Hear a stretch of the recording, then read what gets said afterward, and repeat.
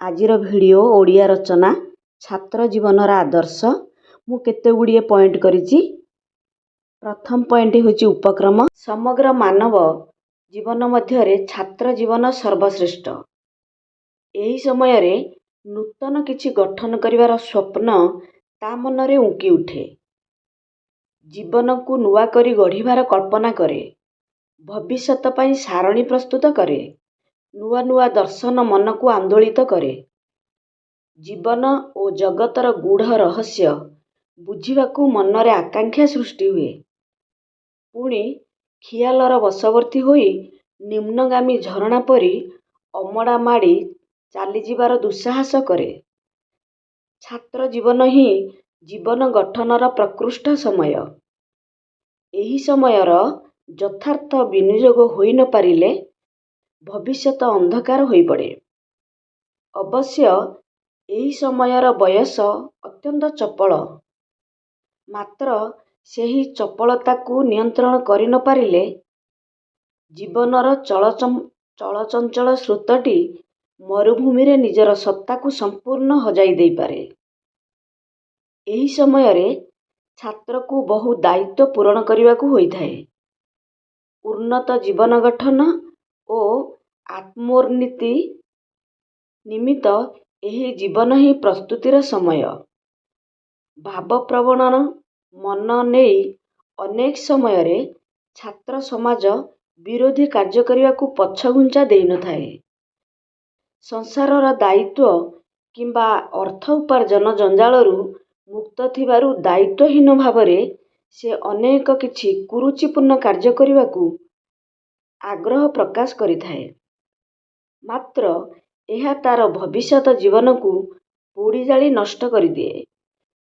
ତେଣୁ ପ୍ରତ୍ୟେକ ଛାତ୍ର ଛାତ୍ରାବସ୍ଥାରୁ ହିଁ ଜୀବନକୁ ଠିକ୍ ଭାବେ ଗଠନ କରିବାକୁ ଶିଖିବା ଉଚିତ। ଏହି ସମୟରେ ସେ ଯେଉଁ ଭିତ୍ତିଭୂମି ପ୍ରସ୍ତୁତ କରିଥାଏ ତା ଉପରେ ହିଁ ସେ ଭବିଷ୍ୟତର ବିରାଟ ପ୍ରାସାଦ ନିର୍ମାଣ କରିବାକୁ ସମର୍ଥ ହୋଇଥାଏ। ସେକେଣ୍ଡ ପଏଣ୍ଟ, ଶୃଙ୍ଖଳା ଜ୍ଞାନର ଆବଶ୍ୟକତା। ଛାତ୍ର ଜୀବନରେ ଶୃଙ୍ଖଳା ଜ୍ଞାନର ଆବଶ୍ୟକତା କ'ଣ? ଆଦର୍ଶ ଛାତ୍ର ଜୀବନ ନିମିତ୍ତ କେତେଗୁଡ଼ିଏ ନିୟମ ପାଳନ କରାଯିବା ଉଚିତ। ପ୍ରତ୍ୟେକ ଛାତ୍ର ପ୍ରଥମେ ଶୃଙ୍ଖଳିତ ହେବା ଆବଶ୍ୟକ। ଶୃଙ୍ଖଳା ଜ୍ଞାନ ତାର ବୋଧଶକ୍ତିକୁ ଶାଣିତ ଓ ବ୍ୟବହାରକୁ ମାର୍ଜିତ କରିଥାଏ। ସ୍ୱାଧୀନତା ଅଭିନନ୍ଦନୀୟ, ମାତ୍ର ସ୍ୱେଚ୍ଛାଚାର ନିନ୍ଦନୀୟ। ଶାରୀରିକ, ମାନସିକ ଓ ନୈତିକ ଉନ୍ନତି ନିମିତ୍ତ ଶୃଙ୍ଖଳା ଜ୍ଞାନର ଆବଶ୍ୟକତା ରହିଛି। ସଂଗଠନ ନିମିତ୍ତ ମଧ୍ୟ ଶୃଙ୍ଖଳା ଆବଶ୍ୟକ।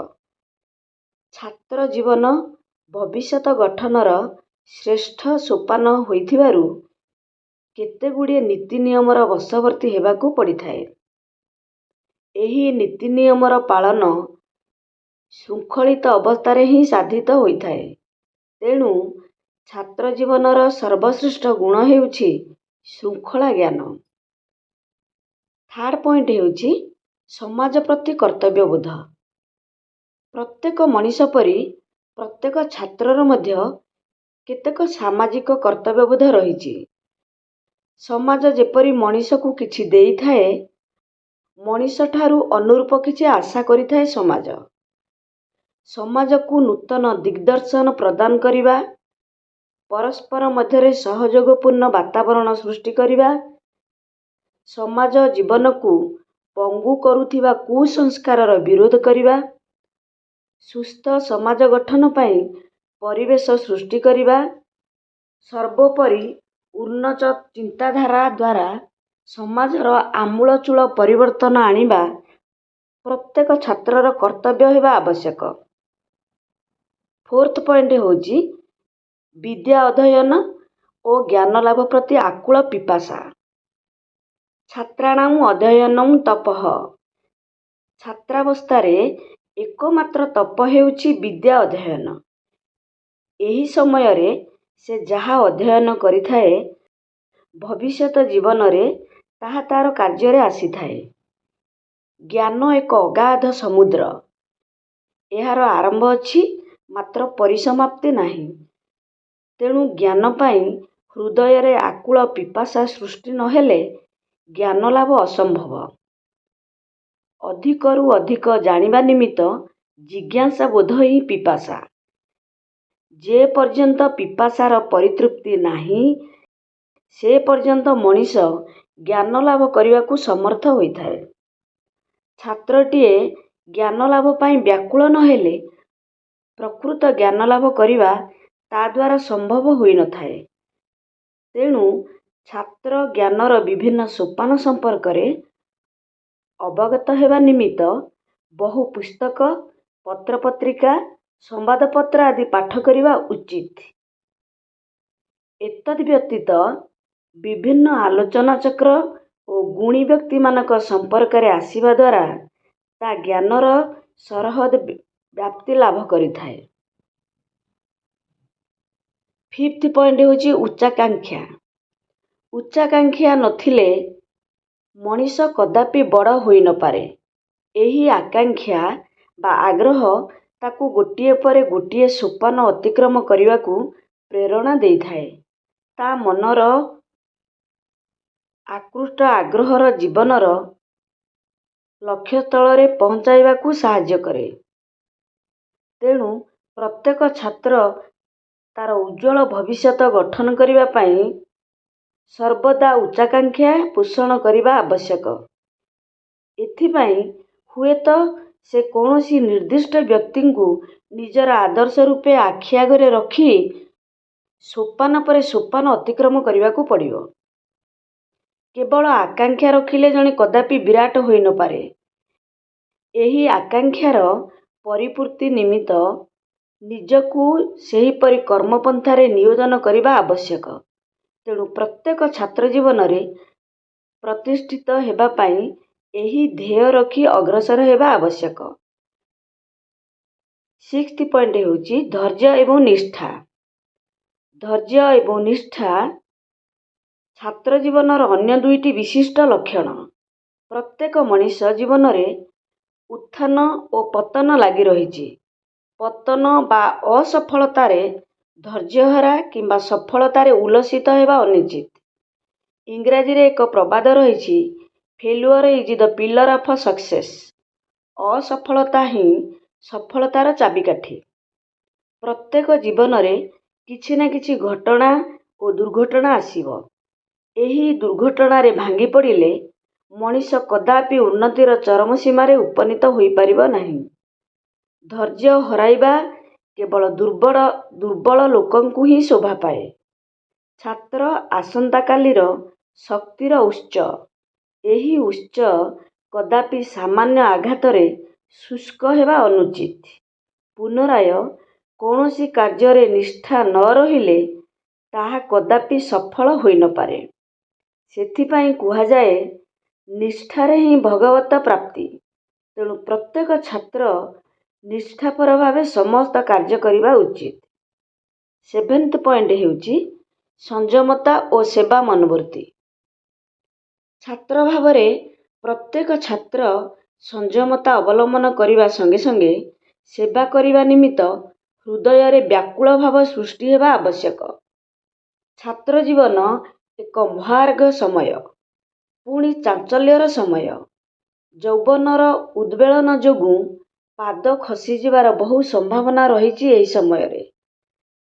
ଛାତ୍ରଟିଏ ନିଜକୁ ଏତିକିବେଳେ ସଂଯମ କରିନପାରିଲେ ବିଶୃଙ୍ଖଳିତ ହୋଇପଡ଼େ ଓ ଲକ୍ଷ୍ୟସ୍ଥଳରେ ଉପନୀତ ହେବାକୁ ସମର୍ଥ ହୋଇପାରେ ନାହିଁ। ମଣିଷ ମନ ମଧ୍ୟରେ ଲୁକ୍କାୟିତ ଥିବା ବିଭିନ୍ନ କୁପ୍ରବୃତ୍ତି ସଦାସର୍ବଦା ତାର ପତନ ଘଟାଇବାକୁ ଚେଷ୍ଟା କରେ। କୁମାର୍ଗରେ ପରିଚାଳିତ ହେବାକୁ ପ୍ରେରଣା ଯୋଗାଏ। ଏହି କାମ, କ୍ରୋଧ, ଲୋଭ, ମୋହ, ମଦ ଓ ମାତ୍ସର୍ଯ୍ୟ ରୂପକ ଷଡ଼ରିପୁକୁ ଦମନ କରିବାକୁ ହେଲେ ଗଭୀର ସଂଯମତାର ଆବଶ୍ୟକ ରହିଛି। ସତ୍ ଚିନ୍ତା, ସତ୍ ଜ୍ଞାନ, ସାଧୁସଙ୍ଗ, ଶୁଦ୍ଧ ଆହାର ଓ ପବିତ୍ର ଭାବନା ମଣିଷର ମନ ମଧ୍ୟରୁ ଦୁର୍ବଳତାକୁ ଦୂର କରି ଆତ୍ମଶକ୍ତି ଜାଗ୍ରତ କରିଥାଏ। ଦୃଢ଼ ମନୋବଳ ଦ୍ୱାରା ତାର ଚିତ୍ତ ଚାଞ୍ଚଲ୍ୟ ଦୂର ହୋଇଥାଏ। ଏତଦ୍ ବ୍ୟତୀତ ଛାତ୍ରମାନଙ୍କଠାରେ ସେବା ମନୋବୃତ୍ତି ଜାଗ୍ରତ ହେବା ଆବଶ୍ୟକ।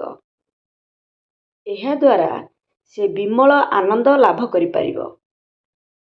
ସମାଜର ସମସ୍ତଙ୍କ ପ୍ରତି ସମାନ ଦୃଷ୍ଟିଭଙ୍ଗୀ ଯୋଗୁଁ ସାମାଜିକ ସହୃଦୟତା ସ୍ଥାପିତ ହୋଇପାରିବ। ସମାଜ ସେବା ମଣିଷ ମନରୁ ଅହଂ ଓ ସ୍ୱାର୍ଥପରତାର ଅବସାନ ଘଟାଏ।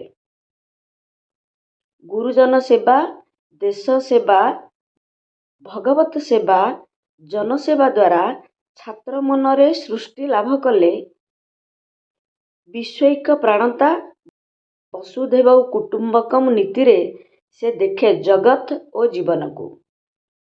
ତା ଅନ୍ତର ଭିତରେ ଲୁକ୍କାୟିତ ସ୍ୱାର୍ଥତା ରାକ୍ଷସ ପରିଣତ ହୋଇଯାଏ ଦୟା କ୍ଷମାର ମାତୃମୂର୍ତ୍ତିରେ।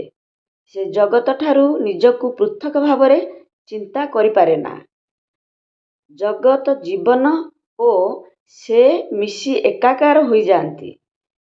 ସେ ଲାଭ କରେ ମଣିଷ ଜୀବନର ଚରମ ଓ ପରମ ଶାନ୍ତି।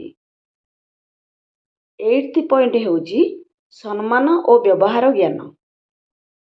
ଜଣେ ଉତ୍ତମ ଛାତ୍ର ହେବାକୁ ହେଲେ ତାର ସମ୍ମାନ ଏବଂ ବ୍ୟବହାର ଜ୍ଞାନ ରହିବା ଆବଶ୍ୟକ। ତୁମେ ଅନ୍ୟକୁ ଯେପରି ସମ୍ମାନ ଦେଖାଇବ ତାର ପରିଣାମରେ ସେହିପରି ସମ୍ମାନ ଲାଭ କରିବ। ଏ ପୃଥିବୀରେ ଗୋଟିଏ ଧର୍ମ, ମାନବ ଧର୍ମ। ଏହି ଚିନ୍ତାଧାରା ଦ୍ୱାରା ସେ ପରିଚାଳିତ ହେବା ଆବଶ୍ୟକ। ସମାଜରେ କେହି ହେୟ ବା ନୀଚ ନୁହନ୍ତି। ସମସ୍ତେ ମଣିଷ। ମଣିଷ ଭାବରେ ପ୍ରତ୍ୟେକଙ୍କୁ ସମ୍ମାନ ପ୍ରଦର୍ଶନ କରାଯିବା ଉଚିତ। ଅନ୍ୟକୁ ଅସମ୍ମାନ କଲେ ସମ୍ମାନ ମିଳିବ ନାହିଁ, ବରଂ ସମ୍ମାନ ଦ୍ୱାରା ସମ୍ମାନ ଲାଭ ହୋଇଥାଏ। ସେହିପରି ଗୋଟିଏ ମଣିଷର ପରିଚୟ ତାର ବ୍ୟବହାର। ତେଣୁ ପ୍ରତ୍ୟେକ ଛାତ୍ର ବ୍ୟବହାର ଜ୍ଞାନ ଶିକ୍ଷା କରିବା ଉଚିତ। ଏହି ବ୍ୟବହାର ଜ୍ଞାନରୁ ହିଁ ତା ଭବିଷ୍ୟତ ଜୀବନର ପରିଚୟ ମିଳେ। ବିନୟ ଭାବ, ମିଷ୍ଟାଳାପ, ଗୁରୁଜନମାନଙ୍କ ପ୍ରତି ଭକ୍ତି, ପିଲାମାନଙ୍କ ପ୍ରତି ସ୍ନେହ ଓ ଶ୍ରଦ୍ଧା ତଥା ସତ୍ ଆଚରଣ ପ୍ରତ୍ୟେକ ଛାତ୍ରର ପରମ ଧ୍ୟେୟ ହେବା ଆବଶ୍ୟକ। ଛାତ୍ରାବସ୍ଥାରେ ଏହି ସୁଗୁଣଗୁଡ଼ିକର ଅଧିକାରୀ ହୋଇପାରିଲେ ସମାଜରେ ସେ ସମସ୍ତଙ୍କର ପ୍ରିୟପାତ୍ର ହୋଇଥାଏ। 9th point କର୍ମନିଷ୍ଠା। କର୍ମକୁଣ୍ଠତା ଆଜି ଛାତ୍ର ସମାଜର ଗୋଟିଏ ବଡ଼ ବ୍ୟାଧି ହୋଇ ଦେଖାଦେଇଛି। କର୍ମ ନ କରି ଫଳ ଲାଭ କରିବାର ଆଶା ଛାତ୍ରମାନଙ୍କୁ କର୍ମଭୀରୁ କରିଛି। ଏହା ପ୍ରତ୍ୟେକ ଛାତ୍ରର ଏକ ଦୁର୍ଗୁଣ। ଗୋପବନ୍ଧୁ ମାନବ ସମାଜକୁ ଉପଦେଶ ଦେଇ କହିଥିଲେ, ମାନବ ଜୀବନ ନୁହଁଇ କେବଳ ବର୍ଷ ମାସ ଦିନ ଦଣ୍ଡ। କର୍ମେ ଯିଏ ନର କର୍ମ ଏକା ତାର ଜୀବନର ମାନଦଣ୍ଡ। 10th ପଏଣ୍ଟ ହେଉଛି ସମୟାନୁବର୍ତ୍ତିତା। ଗୀତାରେ ମଧ୍ୟ ଶ୍ରୀକୃଷ୍ଣ ଅର୍ଜୁନକୁ କର୍ମ କରିବା ପାଇଁ ପ୍ରେରଣା ଦେଇଛନ୍ତି। ଛାତ୍ରାବସ୍ଥାରେ କର୍ମ କରିବା ନିମିତ୍ତ ମନରେ ଅକୁଣ୍ଠ ଆଗ୍ରହ ସୃଷ୍ଟି ହେବା ଆବଶ୍ୟକ। ଏହି ବୟସରେ ଛାତ୍ରଟି ନିକଟରେ ଅସମ୍ଭବ ବୋଲି କିଛି ନଥାଏ। ତେଣୁ ଅଯଥାରେ ସମୟ ନଷ୍ଟ ନ କରି ଫଳପ୍ରାପ୍ତିର ଆଶା ନ ରଖି ସ୍ୱକର୍ମ କରିବା ଛାତ୍ରର ପ୍ରଥମ କର୍ତ୍ତବ୍ୟ। କର୍ତ୍ତବ୍ୟରେ ଅବହେଳା କଲେ ସମାଜ କେବେ କ୍ଷମା ଦେବ ନାହିଁ। ତେଣୁ ପ୍ରତ୍ୟେକ ଛାତ୍ର କର୍ମଭୀରୁ ନ ହୋଇ କର୍ମବୀର ହେବା ଆବଶ୍ୟକ। ଏତଦ୍ ବ୍ୟତୀତ ସମୟାନୁବର୍ତ୍ତିତା ସୁଛାତ୍ରର ଅନ୍ୟତମ ଲକ୍ଷଣ। ସମୟର ଅପବ୍ୟୟ ନ କରି ଠିକ୍ କାର୍ଯ୍ୟ ଠିକ୍ ସମୟରେ କରିବା ଉଚିତ। ଏହାଦ୍ୱାରା ତାର କର୍ତ୍ତବ୍ୟପରାୟଣତା ଓ ନିଷ୍ଠା ବୃଦ୍ଧି ପାଇଥାଏ। ସମୟ ସଚେତନତା ଦ୍ୱାରା ସମାଜରେ ତାର ମହତ୍ତ୍ୱ ବୃଦ୍ଧି ପାଏ। ପୁନରାୟ ପ୍ରତ୍ୟେକ ଛାତ୍ରର ସ୍ୱାଧୀନ ଚିନ୍ତାଧାରା ରହିବା ଆବଶ୍ୟକ।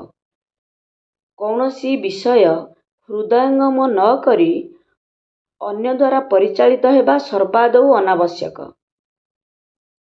ପର ଦ୍ୱାରା ବଶବର୍ତ୍ତୀ ନ ହୋଇ ସ୍ୱାଧୀନ ଭାବରେ ପ୍ରତ୍ୟେକ ବିଷୟ ଚିନ୍ତା କରି ଉଚିତ କାର୍ଯ୍ୟପନ୍ଥା ଗ୍ରହଣ କରିବା ଉତ୍ତମ ଛାତ୍ରର ଉତ୍ତମ ଲକ୍ଷଣ। ତେଣୁ ଜଣେ ଆଦର୍ଶ ଛାତ୍ର କର୍ମନିଷ୍ଠ, ସମୟାନୁବର୍ତ୍ତୀ ଓ ସ୍ୱାଧୀନ ଚିନ୍ତାଧାରାର ବାହକ ହେବା ଆବଶ୍ୟକ। ଶେଷ ପଏଣ୍ଟ ହେଉଛି ଉପସଂହାର। ଛାତ୍ର ଜୀବନ ଜୀବନ ଗଠନର ପ୍ରକୃଷ୍ଟ ସମୟ। ଏହାରି ଉପରେ ନିର୍ଭର କରେ ତାର ଭବିଷ୍ୟତ ଜୀବନର ସଫଳତା। ସମାଜର ଯେ ଏକ ଗୁରୁ ଦାୟିତ୍ୱ ତା ଉପରେ ନ୍ୟସ୍ତ, ତାହା ସବୁବେଳେ ସେ ଭୁଲି ଯାଇଥାଏ। ମୁକ୍ତ ବିହଙ୍ଗ ପରି ଏହି ବୟସରେ ଉଡ଼ି ବୁଲିବାକୁ ସେ ଖୁବ୍ ଭଲ ପାଏ। ବସା ଖୋଜିବାର କୌଣସି ଆବଶ୍ୟକତା ସେ ଅନୁଭବ କରିପାରେନା।